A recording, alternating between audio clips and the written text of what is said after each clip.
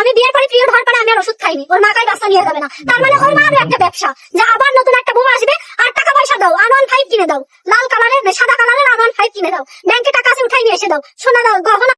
Content creator Alam হাসানের স্ত্রী হঠাৎ করেই কেন আলম হাসানকে ডিভোর্স দিয়ে তার সংসার ছাড়লো শেষমেশ? অবশেষে মুগ্ধা কিন্তু নিজের মুখেই প্রকাশ করেছে তার সংসার ছাড়ার আসল কারণ কি। বিয়ের পরে সে চেয়েছিল বাচ্চা নিতে, কিন্তু আলমের মা কখনোই তাকে বাচ্চা নিতে দেয়নি, এমনকি প্রতিনিয়ত বলেছে তার বাচ্চা নেওয়া যাবে না। এটা ছিল আলম আর তার মার নাকি একটা ব্যবসা।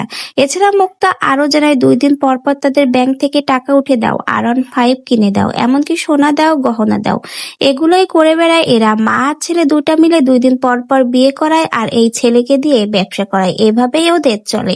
শেষমেশ মুক্তা কেন চলে আসলো কন্টেন্ট ক্রিয়েটর আলম হাসানের বাড়ি থেকে সেটাই কিন্তু প্রকাশ পালো। মুক্তা ডিভোর্স দিয়েছে শুধুমাত্র তারা কিন্তু তাকে চাহিদার জন্যই ব্যবহার করেছে। মুক্তার কাছ থেকে টাকা নিত, R15 নিত, এছাড়া মুক্তাকে কখনো বাচ্চা নিতে দিবে না। এইসব শোনার পরে মুক্তা সেই সংসারে থাকতে চায়নি, তাই তো সে